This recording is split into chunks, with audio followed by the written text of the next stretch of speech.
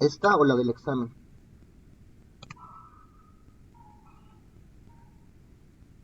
Mm, Ok, bueno, nada más le comento, profesor, si todas las sesiones se graban y están almacenadas en una base de datos que ya tiene el instituto. Ok,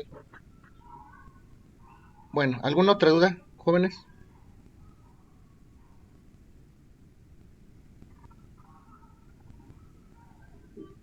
Ah, claro que sí, profesor, no se preocupe. Todas las cátedras están grabadas. ¿Alguna otra duda, jóvenes, referente al examen, referente a los temas en clase? Sí, profesor, yo tengo una duda con respecto a la legitimación en sí. Bueno, Ujú. estaba revisando y como tal, pues no tengo como qué es en sí la legitimación. Sé que lo abordamos desde la afiliación, pero Ujú. quería saber como en concreto a qué se refería más como legitimación. Si me Ese pudiera. reconocimiento, claro, la afiliación, recuérdate que es una manera de reconocer. La afiliación es un nexo de parentesco que existe entre progenitores y descendientes. Prácticamente es una relación que se establece entre padres e hijos, una relación de familia. Y la legitimación es una forma de reconocer justamente esta legitimación, es una forma de reconocer justamente este parentesco que existe entre padres e hijos. Yo les comentaba que la legitimación se da cuando una persona de manera voluntaria puede ir ante el oficial o el juez de registro civil a reconocer a un hijo. En cualquiera de los dos casos estamos platicando de una forma de reconocer a los menores para que exista este parentesco justamente, que es la filiación, esta figura de parentesco entre padres e hijos, que es esa relación. La filiación es la relación de parentesco que existe entre padres e hijos y la legitimación es una forma justamente de reconocer esa relación de parentesco que existe entre padres e hijos. ¿Sí me explico? Sí, profesor. Y bueno, con respecto a eso que ya estamos abordando, este, en la afiliación, si uno ya reconoce uno a un hijo, pero después resulta que el hijo ya no es de uno, ahí qué procede en este caso. A ver, plantéame Eh, bien tu ejemplo. ¿Cómo que resulta que el hijo ya no es tuyo? por ejemplo, yo tengo a mi esposo, pero resulta que le digo a mi esposo que el hijo es suyo, pero después de un tiempo se da cuenta que realmente el hijo no era de él. Ujú. Pero él ya tiene, pues obviamente, pues sus apellidos, que es reconocido ante la sociedad como su hijo. Ok, Sé que la afiliación pues, es irrevocable, ¿no? exacto. Ujú. La única Y en autoridad ese, competente para extinguir ese parentesco o esa afiliación es el juez de lo familiar y obviamente tiene que ser a través de un proceso, ¿ok? Si el padre aparente quisiera desconocerlo, pues tendrá que iniciar justamente un proceso, una demanda, tendrá que iniciar una demanda para poder, a través de pruebas, las que hemos platicado, pruebas como de ADN, que es de genética molecular, o alguna de las pruebas que les mencioné en clase, tendrá que acreditar que no es su hijo.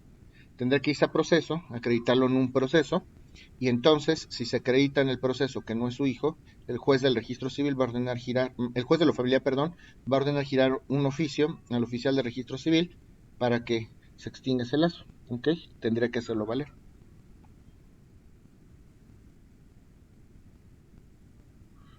Nada más que recuerden que todo siempre tiene que ser en beneficio del menor, ¿ok? ¿Sí está claro, Alba? sí, maestro, esa era mi duda. Y también sobre el matrimonio. A ver, Usted adelante. nos mencionó que tenemos, bueno, se debe de cumplir con ciertos requisitos que son elementos esenciales y de validez que debe de tener el matrimonio, ¿no? Nos mencionaba que había elementos pues que daban eh, Que acarreaban lo que una inexistencia y que acarreaban una nulidad absoluta o relativa. sí, con respecto a la nulidad absoluta y relativa. Ujú. Ah, ok. Eso es importante, eso que comentas, porque también puede ser pregunta de examen, ¿eh? Y lejos del matrimonio, vamos a hablar del acto jurídico en general, del acto jurídico. Vamos a repasarlo. El acto jurídico tiene dos tipos de elementos. Los elementos esenciales o existenciales y los elementos de validez. Todos los actos jurídicos en general, todos, no nada más el matrimonio. Los elementos esenciales o existenciales son tres: consentimiento, objeto y solemnidad. Consentimiento, objeto y solemnidad. Si falta alguno de estos elementos, la consecuencia que se acarrea automáticamente es la inexistencia del acto. Sin estos elementos, el acto jurídico no podría ser acto jurídico, ¿ok? Estos elementos son los que hacen ser un acto jurídico, ¿ok? El objeto tiene que ser cierto, tiene que ser determinado, tiene que estar dentro del comercio, ¿ok? Tiene que ser lícito. Puede consistir en un dar, en un hacer o en un no hacer. El consentimiento se puede expresar de manera tácita o de manera expresa. Si es de manera expresa, puede ser de manera verbal, puede ser de manera escrita, a través de la firma en un documento, o a través de signos inequívocos. Si me asientan o me niegan con la cabeza, pues me están expresando su consentimiento. Respecto a la solemnidad, recuerden que solamente hay tres actos jurídicos que tienen solemnidad: el matrimonio, el testamento y la donación. ¿Ok? Son estos tres. ¿Ok? Si alguno de estos actos jurídicos en derecho positivo mexicano no tienen las formalidades que establece la ley para que se lleven a cabo, el acto va a ser inexistente. El resto de los actos jurídicos en derecho positivo mexicano no son solemnes, simplemente tienen forma. Y si les falta la forma, el acto sí existe en derecho. ¿Ok? Se puede subsanar la falta de forma, pero sí existe en derecho. ¿Ok? Solamente estos tres actos son solemnes. Si le falta algún revestimiento o algún requisito establecido por la ley, entonces van a ser inexistentes. ¿Hasta aquí alguna duda? Y con respecto a eso era mi pregunta, profesor, que si ahí era donde entraba la nulidad relativa, No, a eso voy, cuando a eso voy, a eso voy, a eso voy. ¿Ok? ¿Hasta aquí alguna duda? ¿Quedó claro o no? Esto. Ok. Los elementos de validez del acto son los otros. Una cosa son los elementos esenciales o existenciales y otra cosa son los elementos de validez. Los elementos de validez de todos los actos jurídicos son cuatro: capacidad,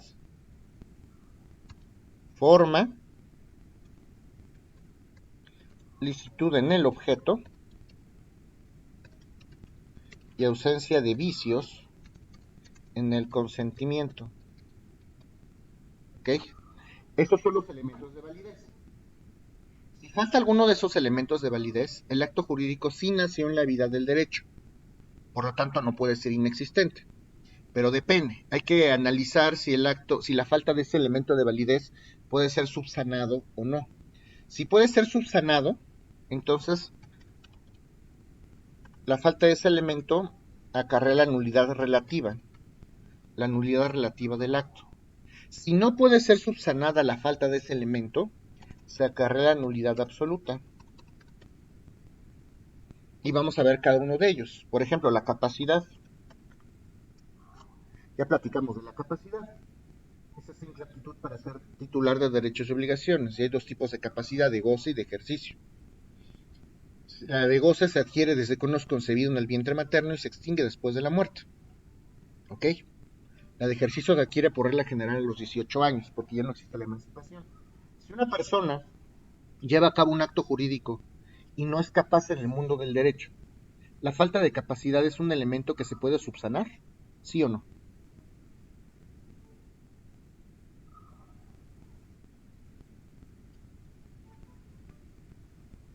Si un menor de edad tiene una casa y me la vende en un contrato privado, le falta capacidad, ¿se puede subsanar esa falta o no? Esa falta de capacidad. sí, ¿Cómo? por medio de los tutores o... Sí, por medio de un tutor. Sí, lo puedo convalidar un tutor o bien podemos esperar que el menor sea mayor de edad.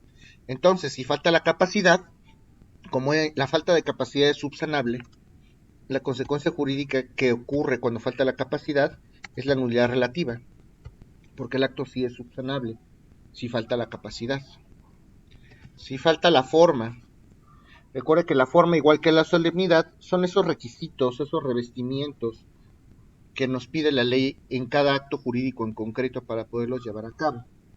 Si yo hago un contrato privado de compraventa en un escrito privado y no a través de un notario público, le falta la forma. ¿Qué forma le falta? Pues elevarlo a escritura pública. ¿Eso es subsanable? ¿Se puede arreglar, sí o no? Pues claro que sí. Entonces la falta de forma también es subsanable. Si falta la forma, la nulidad que se carga es la nulidad relativa. Licitud en el objeto, que es el tercero.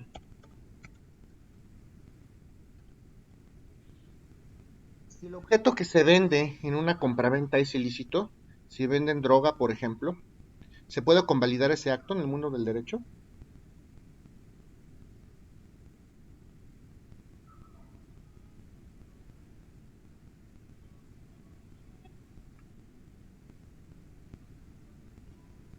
Esa compraventa sí nació en el mundo del derecho, pero el objeto es ilícito. ¿Se puede convalidar ese acto?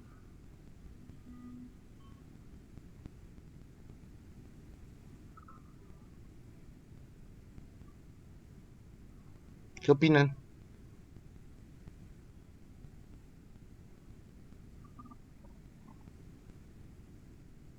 ¿Tú qué opinas, Alba? ¿Se puede convalidar o no?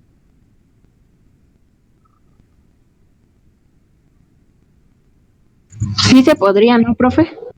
Sí, o sea que si yo vendo droga, ese acto lo puedo convalidar en el mundo del derecho para que sea válido. Ah, No, no, profe. bueno, Pues no, no se puede convalidar. El objeto es ilícito, no puede surtir efectos en el mundo del derecho. Por lo tanto, si el objeto es ilícito, la consecuencia es que se acarrea la nulidad absoluta. ¿Ok? Es la nulidad absoluta. La ausencia de vicios en el consentimiento.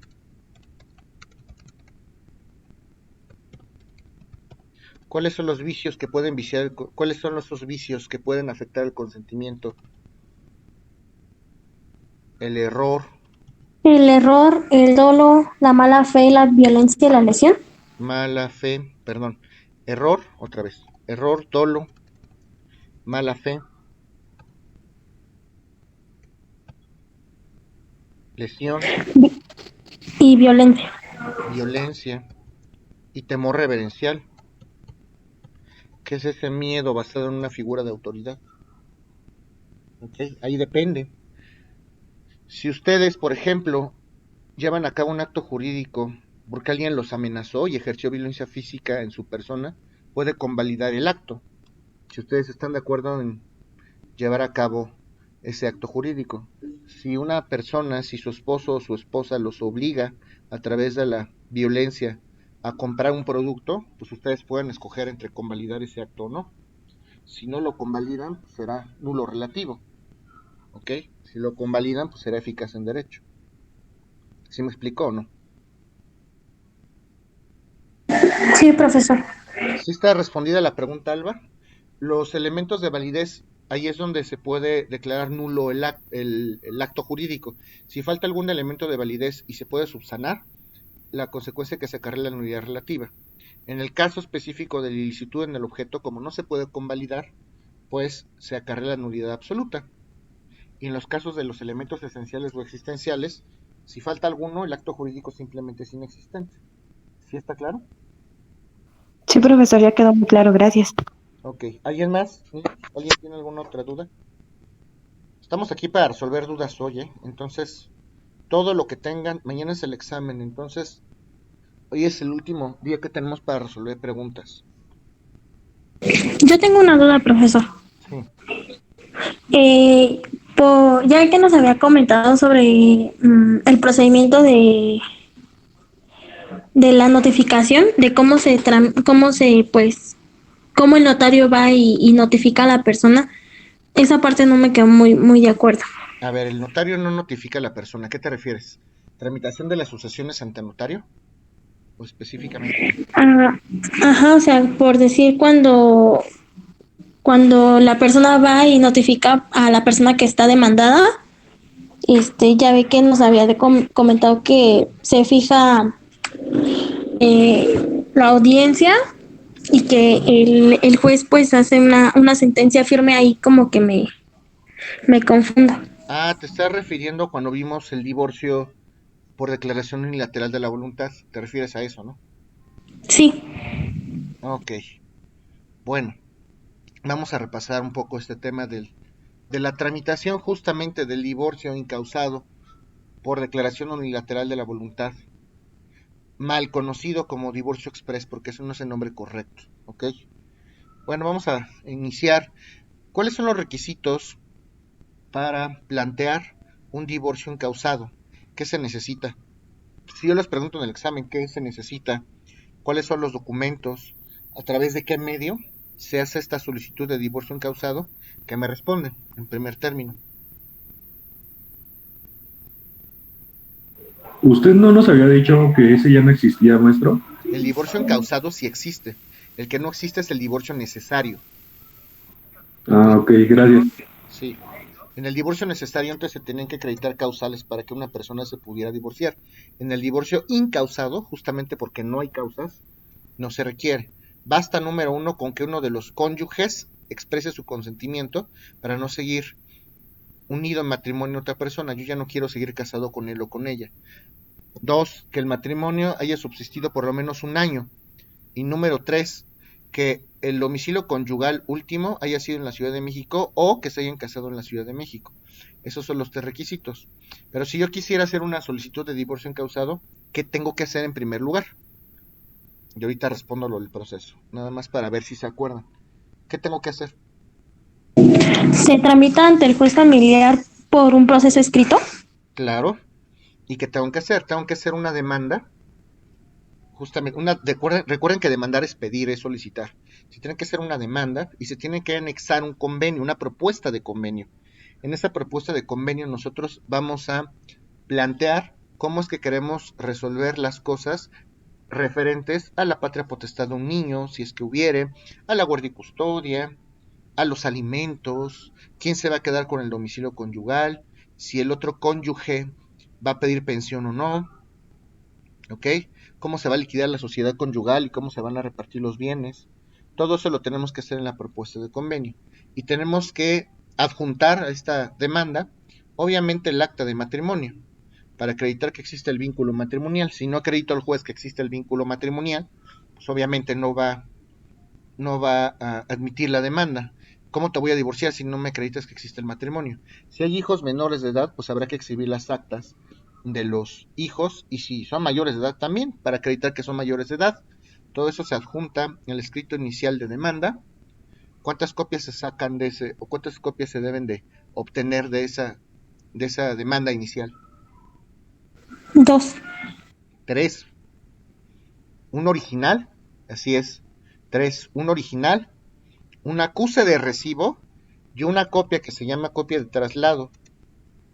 Cuando vaya a notificar al demandado o a la demandada, se le tiene que obsequiar esa copia, porque tiene que saber que se le está demandando en juicio, para que se pueda defender conforme a derecho. Si yo no exhibo esa copia adicional de traslado para notificar al contrario en un juicio, pues me van a desechar la demanda. ¿Sí está claro? Sí, profesor. Bueno, entonces yo les comentaba que ya que tengo todo el paquetito completo, tengo que ir a un lugar que se llama Oficialía de Partes Común. Oficialía de Partes Común. Obviamente de los juzgados familiares de la Ciudad de México. Porque todavía no tengo un juzgado asignado ni un número de expediente. Como es un escrito inicial, tengo que dirigirme a la Oficialía de Partes Común. Y les comentaba que ahorita, por motivos de pandemia, lo que sucede es que se tiene que sacar una cita a través de internet. Ya que me dé mi cita, pues acudo con mi escrito y me lo van a pedir. Se van a quedar el original y la copia de traslado, me van a regresar mi acuse y al reverso de mi acuse me van a indicar cuál es el juzgado que me corresponde y el número de expediente. En ese momento yo ya lo sé. ¿Hasta aquí hay alguna duda? No, ninguna. Ok.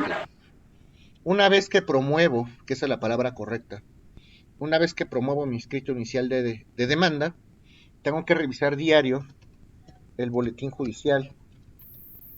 Ahí se publican todos los asuntos. Me voy a la sección de los juzgados familiares, busco el que me tocó, busco el número de expediente que me tocó, y si está, quiere decir que ya salió publicado, que ya hay una respuesta. Acudo al juzgado, acudo al tribunal a checar físicamente mi expediente. Me van a hacer llenar un documento que se llama papeleta. Es un papelito donde voy a anotar los datos de mi juicio. ¿Quién es el actor? El actor es el que demanda. ¿Quién es el demandado? ¿Cuál es tu número de expediente? ¿Quién lo está pidiendo? ¿Estás autorizado, sí o no? ¿En qué secretaría se encuentra? En el área de archivo, los archivos en la Ciudad de México se dividen por secretarías. Está la A y la B. En algunos juzgados, las secretarías A resguardan los expedientes cuya terminación de número de expedientes en non o en par, según sea el caso. Tengo que averiguarlo en el juzgado, según corresponda. Ya que me reciben mi papeleta, me van a dar el expediente. Y lo puedo ver, ya lo puedo revisar físicamente. Lo voy a abrir. Lo primero que voy a ver es mi escrito inicial. Y después va a haber una respuesta del juzgado que se llama auto. Un auto, donde el juez me va a dar respuesta a mi petición. Y pueden pasar tres cosas. Me pueden admitir la demanda si todo está bien. Me pueden prevenir si hay alguna cosa que puse mal. Me van a dar 5 días para subsanarla. ¿Ok? Tienes 5 días para subsanar este error. Si lo subsanas bien, pues te va a admitir la demanda. Si no lo subsanas o lo subsanas mal, pues te vamos a desechar la demanda. ¿Ok? Y si las cosas están mal, me van a desechar mi demanda. ¿Ok? Me van a desechar mi demanda. Bueno, vamos a suponer que ya me admitieron mi demanda. En el mismo auto admisorio va a decir que se admitió trámite la demanda y automáticamente va a ordenar notificar al contrario. Ok, ya se admitió la demanda de divorcio que planteó el señor Efrén. Hay que notificar a su esposa para que se apersone en el divorcio, en el proceso de divorcio. Ok, eso se hace a través de un documento que se llama cédula de notificación. ¿Quién hace esa cédula de notificación? Pues el propio juzgado. Tengo que darle el expediente a un funcionario ahí del juzgado, quien ellos me indiquen. Cuando yo doy el expediente a un funcionario para que elabore un documento, eso se llama turnar. Le digo al del archivo, oiga señor, ya me emitieron la demanda, necesito que alguien haga la cédula de notificación, que es un documento donde se va a transcribir el auto admisorio de la demanda, para que cuando le notifiquen al demandado sepan que término se admitió la demanda y se pueda defender. Ah, pues le toca a Nancy. Ah, perfecto. Voy con Nancy. Oye Nancy, te dejo el expediente para que haga la cédula. Sí, cómo no. ¿Cuándo pasa? Pues paso la semana que entra. Pasa el lunes de la semana que entra. Perfecto. Y me tiene que firmar un librito para saber que ella se lo quedó, que se lo turné a Nancy. Ya que está elaborada la cédula de notificación, se lo van a dar al actuario, a una persona que se llama actuario o actuaria, que tiene fe pública en el juzgado y que se encarga de hacer todas las diligencias de notificación. Y va a ir al domicilio de la demandada, de la esposa del señor Efrén, a notificarle la demanda. Ese acto formal donde se notifica la demanda a un demandado se llama emplazamiento. Emplazamiento. Cuando yo le notifico la demanda a una persona, ese acto se llama emplazamiento, emplazar. ¿Ya te emplazaron? ¿Qué quiere decir eso? ¿Ya te notificaron a juicio? ¿Ya te notificaron que estás demandado? ¿Ah? Entonces el actuario va a ir físicamente al domicilio de la demandada. Le va a tocar la puerta. ¿Se encuentra la señora Leslie? Sí, cómo no. Soy yo. ¿Qué necesita? Ah, soy el actuario del juzgado 23 familiar. ¿Qué cree? Está demandada y le dan una copia de traslado, le dan su copia de traslado junto con la cédula de notificación.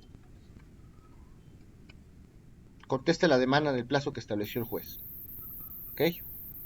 Lo que tiene que hacer la demandada en ese caso es contestar la demanda. No va a poder decir que no quiere divorciarse porque eso ya no está en tela de juicio. Ya sabemos que sí va a haber divorcio, porque ya no necesita ya no se puede oponer a ese divorcio.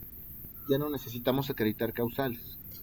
Pero lo que sí va a hacer la demandada es una contrapropuesta al convenio. ¿Ok? Va a ser una contrapropuesta. La va a promover en el juzgado en el plazo que le dio el juez. Y si la promueve en el plazo que le dio el juez, pues se tiene por presentada. Perfecto. Ahora sí, en cuanto contesta la demanda, el demandado o la demandada, el juez va a fijar una fecha de audiencia. Esa audiencia se le conoce como audiencia de aveniencia. ¿Para qué es esa audiencia de aveniencia? Para que él y ella, para que los cónyuges que se están divorciando puedan ponerse de acuerdo en esa propuesta y contrapropuesta de convenio. ¿Hasta aquí hay alguna duda? No, ninguna. Ok. Y llega la fecha de la audiencia de aveniencia. Los van a pasar seguramente con el conciliador, con el secretario conciliador. El conciliador va a proponer posibles soluciones. ¿Ok? Vamos a proponer soluciones. Adelante. A ver, ¿qué opinan? ¿Sí convenimos, no convenimos? Y puede ser que sí convengan. La primera opción es que sí lleguen a un arreglo. Bueno, ¿qué te parece si en vez de darte los 7,000 pesos que pides de pensión, mejor te doy 5,000? Sí, está bien. Y al niño, ¿qué te parece si en vez de verlo los 5 días que me estás pidiendo, lo ves 3? ¿Está bien? Y entonces llegan a un acuerdo, y si llegan a un acuerdo, se va a redactar en ese momento ese convenio al cual llegaron. Ese convenio lo tiene que revisar el juez para ver si está pegado a derecho o no. ¿Ok? Y lo va a revisar. Automáticamente me van a turnar el expediente a sentencia. Si ya llegaron a un acuerdo, ya lo van a pasar a sentencia. El juez tiene 15 días para dictar sentencia. ¿Ok? Si el convenio está pegado a derecho como debiera ser, pues ese convenio va a tener ya la categoría de una sentencia. Y además va a ordenar el divorcio, va a decretar el divorcio. Ya que sale la sentencia, ¿qué hay que hacer? Hay que pedir una copia certificada del acta de matrimonio al juzgado, al propio juzgado, de la sentencia. Y además el juzgado me va a dar un oficio dirigido al registro civil, para que el juez del registro civil pueda inscribir ese divorcio. Hay que hacer un pago de derechos, que les comentaba que ahorita está a razón como de 200 pesos. Y ya que tengo todo el paquetito completo, la copia certificada de la sentencia, del acta de matrimonio en mi oficio y el pago de derechos, acudo al registro civil, lo ingreso a trámite y me van a decir, pues bueno, regrese en una semana, en 15 días. La próxima vez que regrese, voy a pedir, me van a decir, pues ya fórmense en la fila, voy a pedir de nueva cuenta que me expidan un acta de matrimonio. La próxima vez que me expidan ese acta de matrimonio, ya va a tener una anotación donde se indica que ese matrimonio ya está disuelto, que la disolución de ese matrimonio ya se inscribió, ya se insertó en los libros del registro civil. No dan actas de divorcio, simplemente anotan la disolución del vínculo, relacionan el divorcio en la propia acta de matrimonio. Entonces, si están esperando que les den un acta de divorcio, que antes sí se daba, ahorita ya no, pues entonces no se los van a dar. Les van a dar un acta de matrimonio con una anotación donde dice que está disuelto el vínculo. Y ya pueden ustedes contraer nuevas nupcias en el momento que ustedes gusten. ¿Ok? Ya surtió efectos frente a terceros ese divorcio. Esa es la primera posibilidad. ¿Hasta aquí tienen alguna duda? No, ninguna. Ok. Bueno, vamos a plantear otro panorama. ¿Qué pasa si las partes en la audiencia de aveniencia no se ponen de acuerdo? No, pues hazle como quieras, yo no tengo más dinero. Pues tú también hazle como quieras, no vas a ver al niño. Ah, pues entonces, de todas maneras, el juez va a turnar el expediente a sentencia. Y en los 15 días que tiene para dictar sentencia, pues la va a dictar y va a disolver el vínculo, sí va a decretar el divorcio. Y el mismo procedimiento. Me va a dar mis copias certificadas, tengo que pagar los derechos, voy al registro civil, se inscribe, me dan mi acta de matrimonio con asiento de divorcio. ¿Y qué pasa con todos esos temas que quedaron pendientes? Las pensiones, la sociedad conyugal, las visitas. Pues el juez va a dejar a salvo los derechos de las partes, tanto de él como de ella. Miren, como no se pusieron de acuerdo, pues yo no puedo resolver de este tema. Si ustedes quieren demandar en el futuro y quieren pelearse por la pensión, por la custodia, por lo que quieran, lo pueden hacer. Pero como aquí no se pusieron de acuerdo, yo tengo que divorciarlos. Si están de acuerdo, pues adelante. Si no, planteen su propio proceso, ¿ok? Si alguno de los cónyuges quiere plantear algún tipo de juicio, de proceso, para pelear, por ejemplo, la pensión o cualquiera de estos temas, tiene que hacerlo a través de un juicio chiquito que se llama incidente. Incidente. Es un juicio accesorio, porque depende del principal. ¿Cuál es el juicio principal? El divorcio. ¿Cuál es el juicio accesorio? La pensión alimenticia. Si no existiera el proceso principal, que es el divorcio, no existiría el incidente, que es el juicio accesorio, que refiera los alimentos o la guardia y custodia o lo que sea. Y son reglas más chiquitas, ya se podrán pelear en los incidentes de todos los temas que quieran. ¿Sí está claro o no? Sí, profesor. ¿Okay? Bueno, pues básicamente ese es el proceso de divorcio. ¿Alguien tiene alguna otra duda?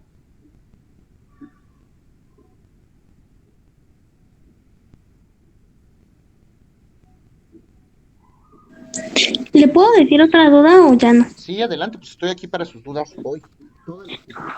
Estoy aquí específicamente para eso hoy. Ah, ok. Esto es con la relación de lo de ayer que me estaba comentando, por decir, de lo del testamento que ya estábamos hablando, sobre el derecho que si a los herederos ya se les declaró, ya tienen sus derechos, por decir, ¿a dónde puedo acudir para que la persona que vive en la casa donde no la dejan, donde nada más está haciendo ruido, ¿a dónde puedo acudir? ¿Al MP? A ver. Plantéame tu pregunta.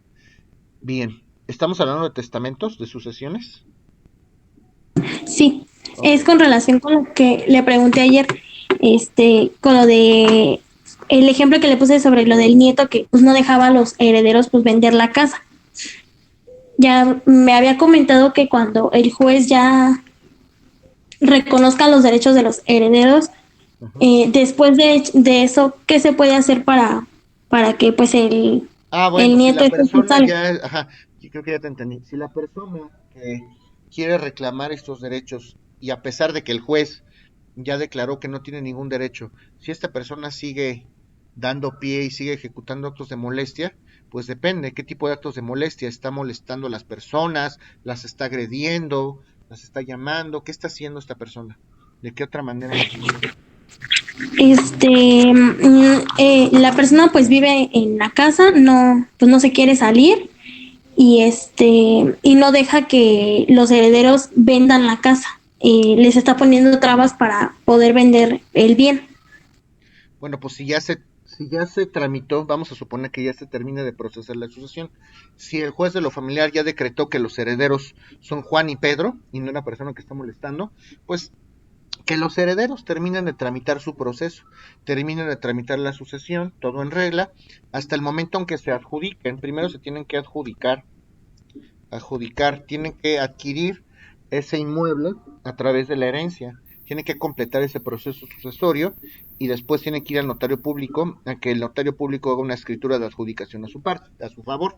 Esa escritura de adjudicación ya se inscribe en el registro público de la propiedad y ese derecho de propiedad de los herederos ya surte efectos frente a terceros. frente a la sociedad ya son propietarios ellos.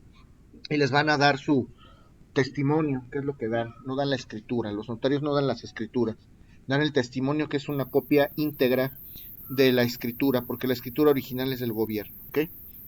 Con esa escritura, o bueno, con ese testimonio, ellos ya pueden acreditar que son propietarios. Entonces, ahora sí, si la persona está en el inmueble y no se quiere salir, pueden plantear un juicio ante el juez de lo civil, justamente para solicitarle a esta persona que desaloje el inmueble, porque ellos son los propietarios, ¿ok? Y bueno, pues ya a través de un proceso civil ya podrán ordenarle a esta persona, si no quiere salirse, pues bueno, entonces el juez ordenará que se salga esta persona, y si no lo quiere hacer de manera voluntaria, pues puede, ya al final en la sentencia puede autorizar el uso de la fuerza pública, ¿ok? Ok. Muchas gracias, profesor. Sí. ¿Alguien más?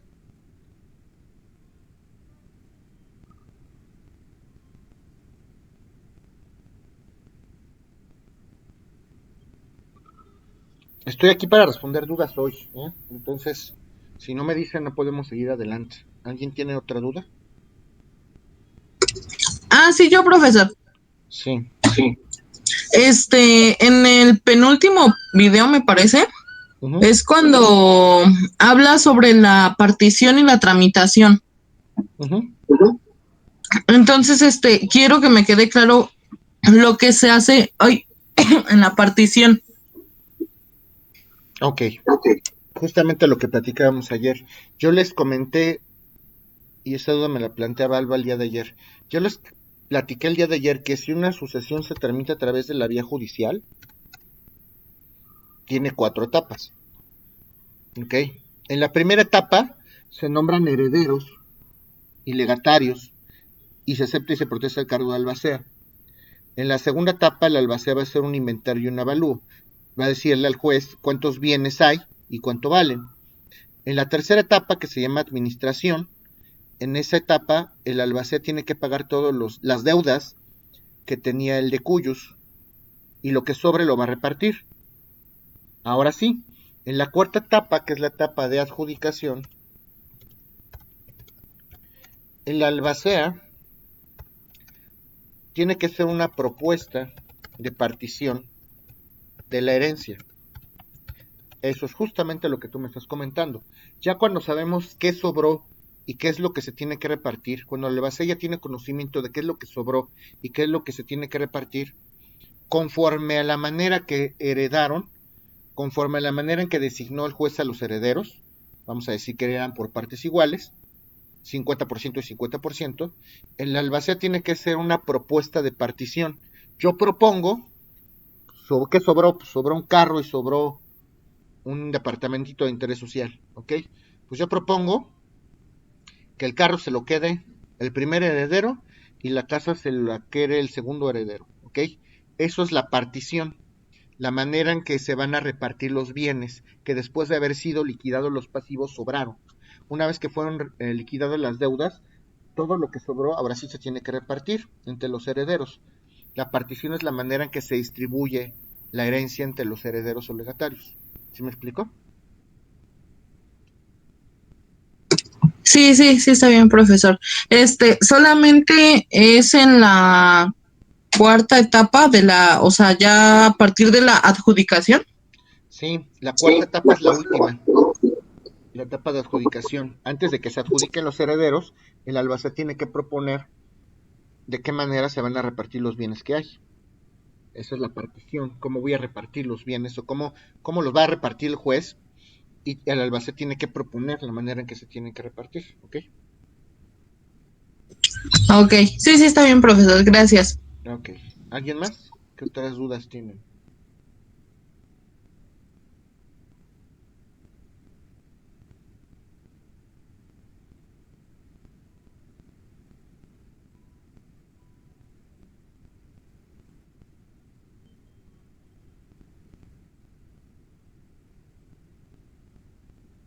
¿Alguna otra duda? Yo tengo una duda, profesor. Bueno, otra. De lo que estaba diciendo mi compañera de la repartición de bienes por... Partición. perdón. Partición de bienes. por decir, si son cinco, bueno, cuatro herederos, y muere una persona de ellos, pero no tiene ni hijos, ni esposo, no tiene nada. ¿Ahí qué puede pasar? Depende, depende de dos cosas. Uno, si el de cuyos hizo testamento o no. Si el de cuyos hizo testamento, en el testamento se va a establecer qué pasa si uno de los herederos repudia la herencia o no puede heredar y fallece. En el testamento se tiene que especificar si ese heredero no está, a lo mejor su porción se va a repartir entre los otros herederos o a lo mejor su porción se va a repartir entre sus descendientes, ¿no? O a lo mejor nombró el testador algunos herederos sustitutos, ¿ok? Eso se va a especificar en el testamento. Si no se hizo testamento, entonces tenemos que aplicar las reglas de la sucesión legítima, ¿ok? Si esta persona fue nombrada como heredero en su momento y falleció, pues en su lugar a quién le toca. Habrá que ver a quién le toca conforme a las reglas de la sucesión legítima. Y si no hay nadie más a quien le toque, pues el juez seguramente va a determinar que los demás, que esa porción tendría que pasar a los demás por partes iguales. Pero es un suceso posterior a la aceptación de la herencia. Entonces eso es un suceso que hay que plantearle al juez en su momento, hay que exhibirle el acta de defunción. ¿Sabes qué, juez? Pasó esto. Si hay testamento, el testamento va a resolver de qué manera se va a solucionar el problema. Y si no, el juez lo va a resolver conforme a las reglas de la sucesión legítima. ¿Ok? Ah, ok, muchas gracias. Claro que sí. ¿Alguien más?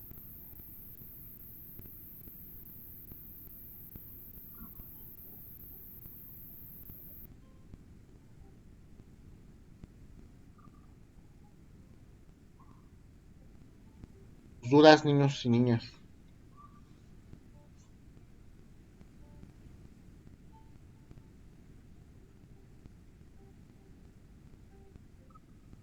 ¿Ya no tienen dudas de los temas? ¿Ya están perfectamente preparados para el examen de mañana?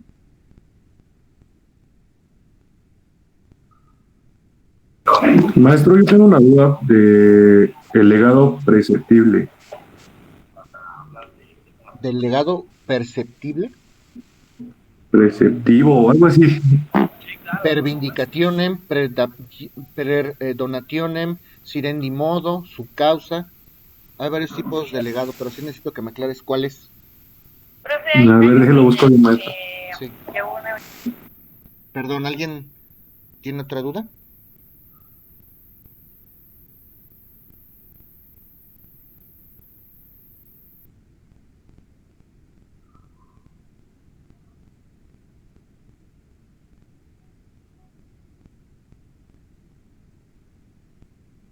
¿Alguien, niños? ¿Alguna otra duda en lo que me plantean?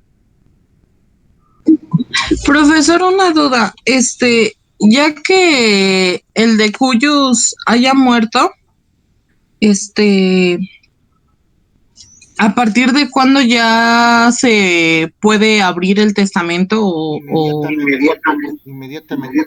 En cuanto ustedes tengan la posibilidad de adquirir el acta de defunción expedida por el registro civil, en ese mismo momento ustedes pueden tramitar la sucesión de manera inmediata. Hay que esperar, ya ven que cuando fallece una persona, a lo mejor tenemos que esperar una semana en lo que el registro civil procesa el acta de defunción, pero en cuanto tengan el acta de defunción en su poder, inmediatamente pueden tramitar la sucesión. ¿Ok? Ah, ok, gracias. Sí. ¿Alguien más?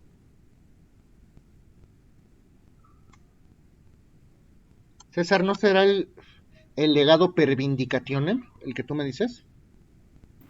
Creo que sí, maestro. Es que no lo encuentro, la verdad. Ok, bueno, es que en Roma los legados se clasificaban en per vindicationem, per damnationem, preceptionem y sirendi modo. El que tú me dices debe de ser este. A ver, ahorita me vas a decir. Se escribe así, per vindicationem. Legado per vindicationem, debe de ser ese, ¿no? En Roma, recuerden ustedes que los legados es la institución misma de la herencia, pero a título particular.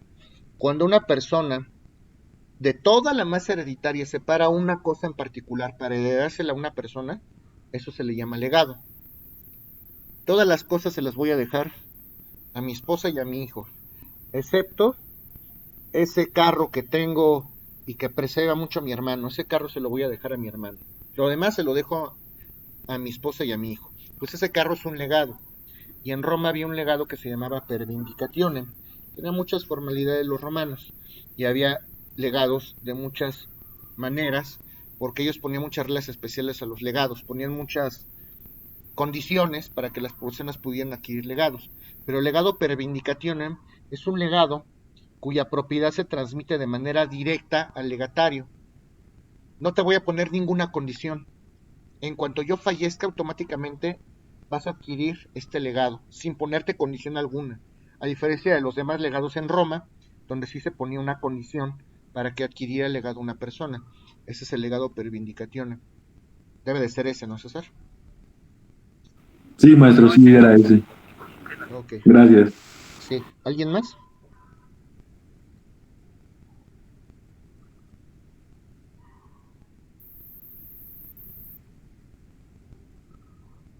Díganme sus dudas, niños, para que mañana no haya problemas en el examen.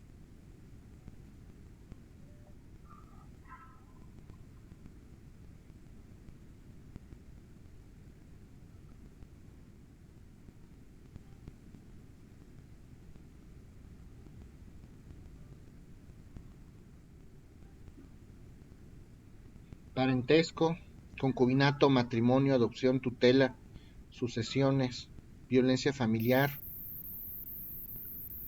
filiación, legitimación, testamentos, herederos, legatarios, procesos judiciales ante notario, ante juez, algo. ¿Podría dar una explicación breve de la tutela, maestro? Es que en esa clase no entré.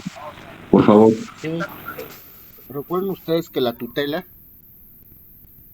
el tutor propiamente, es la persona que se va a encargar justamente de administrar los bienes de un menor o incapaz, ¿ok? Y también en su momento de cuidar o de estar bajo la guardia, o de cuidar, de resguardar propiamente también a una persona que sea menor o incapaz, ¿ok? Por la general, si tenemos a un hijo menor de edad, las personas que ejercen la patria potestad son los padres o los abuelos, pero si no hay nadie, si no hay abuelos y si no hay padres, entonces se tiene que nombrar un tutor. El tutor va a ser la persona que va a administrar el patrimonio del menor o incapaz, porque es incapaz, justamente, ¿ok? Y hay varios tipos de tutela. Está la tutela legítima, la tutela dativa, menor en desamparo,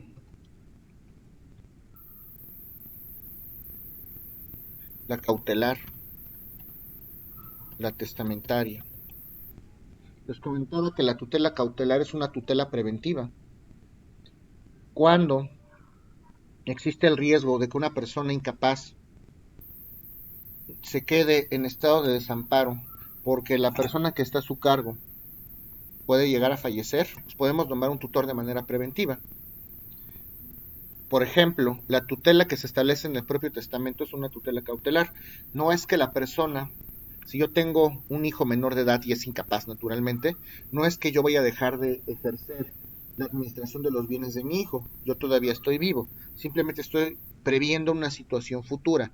Por si acaso, de manera cautelar, de manera preventiva, estoy designando un tutor en el testamento por si yo llego a faltar algún día.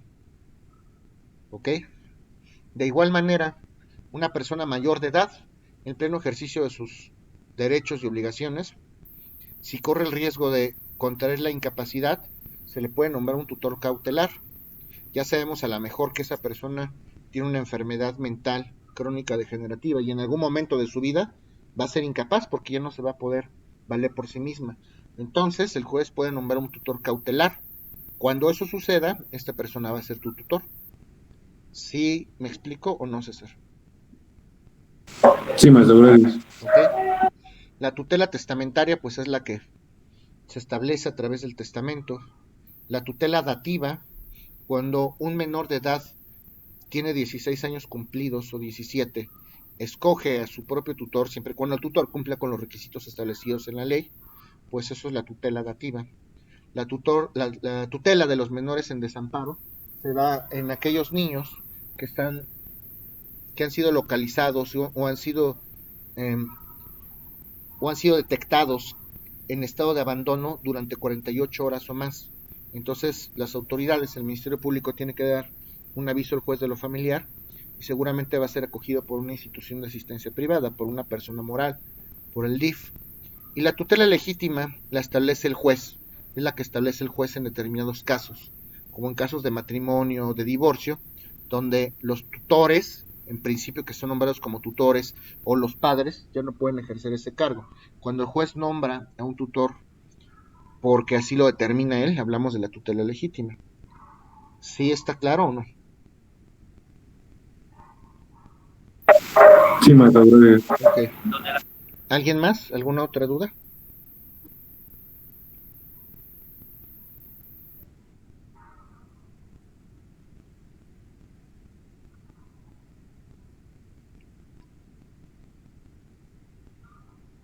Maestro, tengo una duda. Ajá. Ya ve que nos había dado un concepto de la adopción y una vez en una clase, no me acuerdo en cuál, nos había preguntado que si era un acto jurídico, una institución o no sé Ese qué. es el matrimonio. Nos dio el resumen que dice que es un acto jurídico y pues yo tengo un libro donde dice que es una institución y ahí como que tengo, no sé Dudas. a qué hacerle caso o cómo. No, a ver. Yo les comentaba justamente que este era un tema debatido, la naturaleza jurídica del matrimonio. ¿Ok? El matrimonio en efecto es un acto jurídico, claro que es un acto jurídico. Tiene elementos esenciales o existenciales y elementos de validez. Ese es el género. Pero dentro de todos los actos jurídicos que hay en el mundo del derecho, hay varios tipos de actos jurídicos. Por ejemplo, un contrato también es un acto jurídico. El que sea una institución no tiene nada que ver con que sea un acto jurídico, no se contradice. Aunque el matrimonio sea una institución, no deja de ser acto jurídico. ¿Ok? Entonces yo les preguntaba cuál es la naturaleza jurídica del matrimonio. Es decir, ¿qué es en derecho el matrimonio? Si era una institución, si era un acto jurídico, si era un contrato. ¿Ok? Como género es un acto jurídico, por supuesto que sí, existe en el mundo del derecho. Para que suceda eso, las partes tienen que expresar su consentimiento, hay un objeto, es un acto jurídico solemne, tiene elementos de validez. Y de manera específica, ¿qué tipo de acto jurídico es? ¿Es un contrato o es una institución? Y yo les comenté que no puede ser un contrato porque el matrimonio no se regula en el capítulo de contratos. Como no se regula en el capítulo de contratos y se regula en el capítulo de derecho de familia, la conclusión es que era una institución. Sí es un acto jurídico. ¿Qué tipo de acto jurídico es? ¿Un contrato o una institución? Pues una institución. Concuerdo totalmente con el autor. Es una institución. No puede ser un contrato porque no está en el capítulo de contratos del Código Civil. O sea, el acto jurídico es el género. El que sea contrato o institución es la especie, lo específico. Y si tenemos que escoger en alguna de esas dos categorías, pues naturalmente es una institución, porque no está regulado en el capítulo de contratos. ¿Sí me explico? Sí, maestro, gracias. Más bien mi pregunta era sobre la adopción, no el matrimonio. Ah, ok. ¿Tienes a la mano el artículo 390 del Código Civil? Sí, sí lo tengo. A ver, ¿lo puedes leer? Dice que es el acto jurídico por la cual el juez de lo familiar constituye de manera irrevocable una relación entre el adoptante y el adoptado al mismo tiempo que establece un parentesco consanguíneo entre el adoptado y la familia del adoptante. ¿Cómo empieza ese articulito? Que es un acto jurídico. Entonces, ¿qué dice la ley que es la adopción? Un acto jurídico. La opinión del autor es muy válida, ¿eh? Yo puedo escribir un libro y a lo mejor derivado de mi estudio, de mis conocimientos, pues puedo proponer que es una institución, claro que sí. ¿Por qué no? Solamente que es una opinión, es la opinión del autor y se respeta. Por algo lo estará diciendo. Pero lo cierto es que frente a la ley, de acuerdo a lo que establece la ley, pues es un acto jurídico. ¿Sí me explico? Ah, ok. Es que ante todas nuestras clases, pues me he guiado con el libro de Javier Tapia ¿Ok? y por eso tenía como mi duda. Pero muchas gracias, profesor. No, está bien, de hecho está maravilloso, me encanta que se basen en libros y no en uno. Si yo fuera ustedes, me basaría en otros. Puede ser Domínguez y Martínez, puede ser Borja Soriano, etcétera. Entre más libros consulten, más van a enriquecer su bagaje jurídico. Es maravilloso que hagan eso, porque así justamente ustedes forman criterio jurídico. Pero está bien, esto es criterio, esto les va a hacer desarrollar criterio. Tú ya sabes ahora que hay autores que opinan que es una institución, pero también ya sabes que la ley define a la adopción como acto jurídico. Ya en ti quedará. Cada quien ya puede opinar, ¿ok? ¿Alguna? Gracias, profesor. Sí, sí, claro. ¿Alguna otra duda?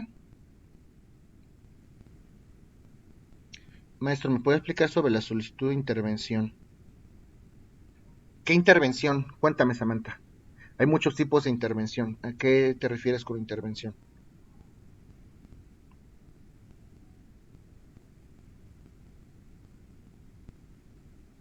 Ahorita que me expliques bien, porque no sé exactamente a qué te refieres, ¿ok? ¿Te refieres a la figura del interventor en el albacea?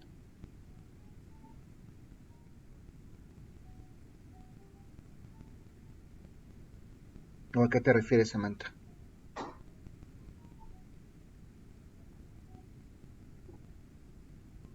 Bueno, artículo 292 del Código Civil. ¿Alguien tiene el artículo 292 del Código Civil?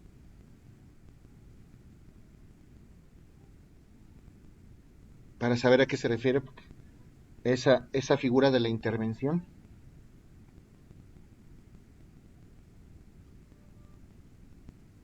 ¿Intervención de quién? Cuéntame.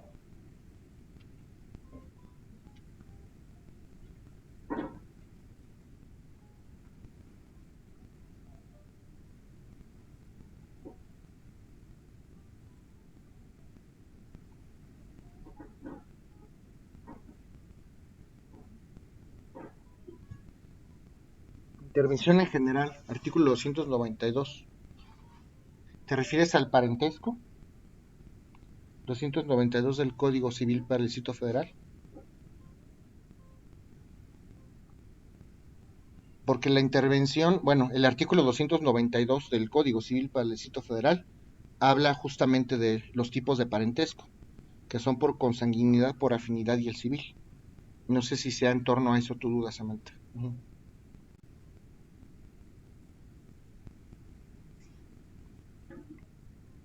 ¿O te refieres al Código de Procedimientos Civiles?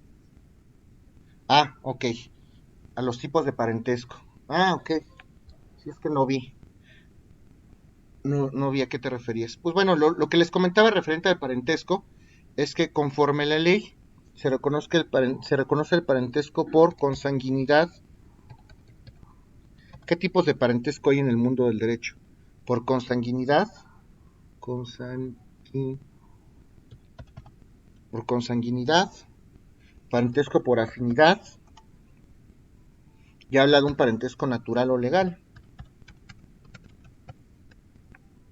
¿Cuáles son tus parientes consanguíneos? Tus parientes biológicos a los que te une un lazo familiar, tus padres, tus hijos, tus nietos, tus abuelos, tus hermanos, tus tíos, aquellos parientes con los que te une un lazo de sangre, esos parientes son tus parientes por consanguinidad. Los parientes por afinidad son los parientes que si contraes nupcias, justamente son los parientes de tu esposo, tu suegro, tu suegra, tu yerno, tu cuñado, tu cuñada. Y se habla del parentesco natural o legal. Yo les comenté en su momento que en el tema de la adopción, justamente se habla de un parentesco natural o legal. Primero la ley establece que entre adoptante y adoptado va a existir el parentesco natural o legal. Pero cuando estudiamos el capítulo de adopción podemos darnos cuenta que el propio código establece que entre adoptante y adoptado va a existir un parentesco por consanguinidad. Si una persona adopta a otra, pues prácticamente la relación que existe entre los dos, la ley entiende que es como un parentesco por consanguinidad. Y además, la descendencia del adoptado también va a ser, se va a establecer un parentesco entre la descendencia del adoptado y el adoptante. ¿Sí era eso? ¿Sí me expliqué? ¿O era en torno a otra cosa?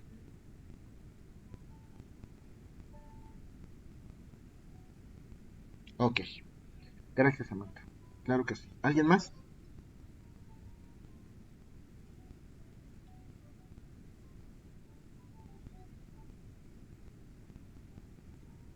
¿Alguna otra duda?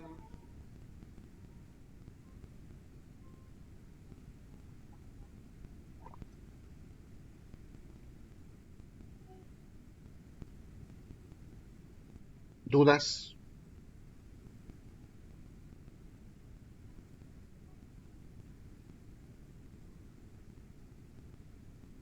¿Quién no tiene dudas de los temas? ¿Quedó perfectamente claro el curso? Ayer les subí el último video, ya no hay más material. ¿Ya tienen todo listo para su examen? ¿Dudas del examen? De lo que sea. Maestro, yo tengo una duda. Ujú.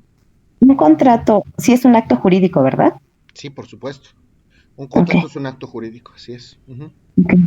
Lo decía porque estaba checando que en la adopción, ajá, la donación, perdón, cuando estaba dando el tema de donación, estaba checando mis apuntes y decía que era un contrato, ¿no? Ujú. Entonces, por eso me dije, si es un contrato, entonces sí es un acto jurídico. Sí, Por eso le pregunto. no sé si lo pudieron aterrizar esos temas, ya sea en introducción o en acto jurídico y persona. Ahí debieron platicar de la teoría francesa del acto jurídico. Pues el acto jurídico es la manifestación externa de la voluntad libre y consciente para crear, transmitir, modificar o extinguir derechos y obligaciones. Y ese es el género de acontecimientos que existen en el mundo del derecho. Todo se deriva y tiene todas las actuaciones y las figuras en el mundo del derecho tienen su origen en el acto jurídico, ¿ok? Con una persona exterioriza su voluntad de manera libre y consciente para querer transmitir, modificar o extinguir derechos y obligaciones, eso es un acto jurídico. Dentro de los actos jurídicos están los actos jurídicos lícitos, los que se hacen conforme a la ley, los ilícitos, los que no se hacen conforme a la ley, los actos jurídicos en estricto sentido, los que crean y transmiten derechos y obligaciones, ¿ok? Y los actos jurídicos unilaterales y bilaterales. En los actos jurídicos unilaterales se obliga a una sola persona, en los bilaterales se obligan dos personas, en los multilaterales se obligan tres o más personas, ¿ok? Y dentro de esos actos jurídicos bilaterales están los contratos y los convenios. Los contratos crean y transmiten derechos y obligaciones, esos son los contratos. Y los convenios modifican y extinguen derechos y obligaciones. La donación es un contrato, está en el capítulo de contratos. Es un acto jurídico bilateral. ¿Ok? ¿Sí me explicó? Sí, profe. Ok. ¿Alguien más? ¿Alguna otra duda?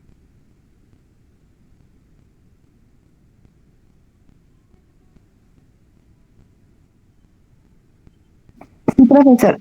Otro tema más. Con respecto a las herencias,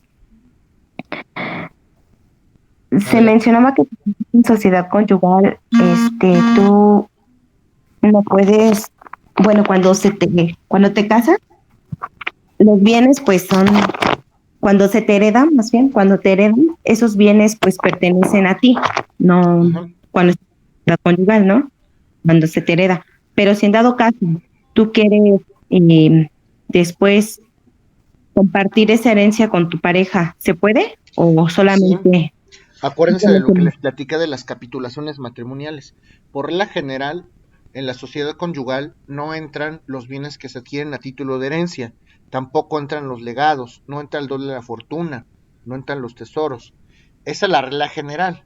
Pero si yo quiero compartirlo con mi esposo o mi esposa, se pueden hacer las capitulaciones matrimoniales. Recuerden que las capitulaciones matrimoniales sirven para definir justamente cómo quiero administrar esos bienes que existen dentro del matrimonio, ya sea que sean propiedad común de ambos o que cada uno tenga sus cosas. Incluso cuando hay separación de bienes, se pueden hacer capitulaciones matrimoniales. Mira, cada quien es dueño de lo suyo, pero si nos llegamos a separar, yo adquirí ese terrenito vía herencia, pues te lo quiero dejar y lo vamos a establecer en las capitulaciones matrimoniales. Hay un principio en derecho que dice que la voluntad de las partes es ley en el contrato. Entonces ustedes pueden documentarlo a través de las capitulaciones y sin ningún problema. Claro que sí. ¿Ok?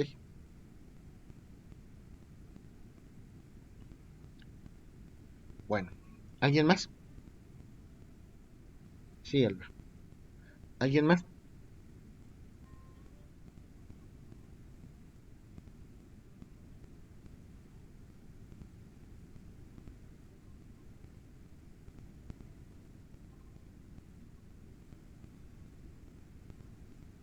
¿Ya no hay más dudas? ¿Ya nadie tiene más dudas?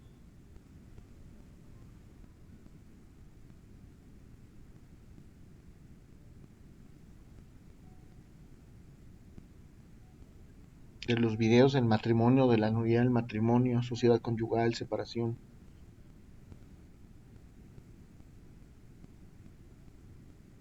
Yo tengo una duda con lo del examen de mañana, profesor. A ver, O tal vez, o tal vez no escuché, ¿nos va a dar las 2 horas? sí, por supuesto que sí les voy a dar las 2 horas.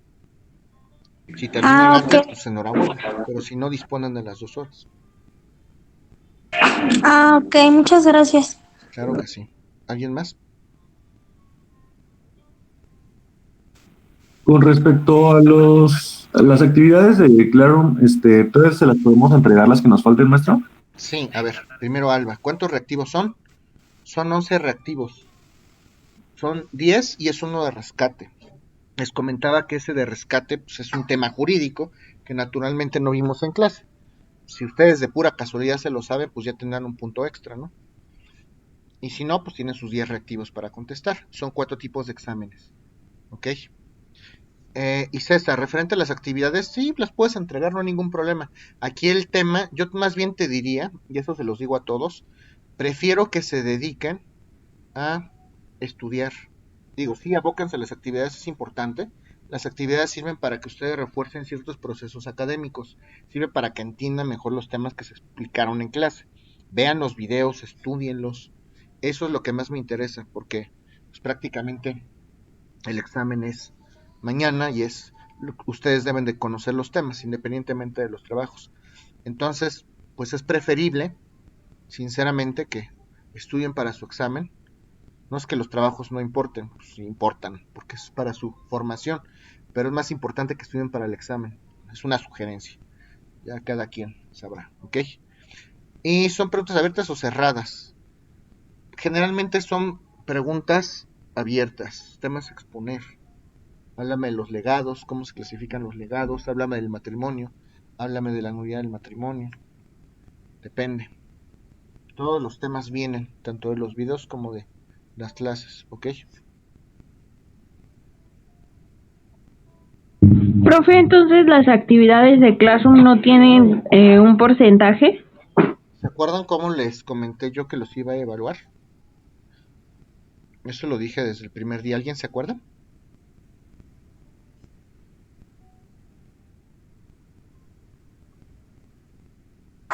Sí que sí contaban nuestras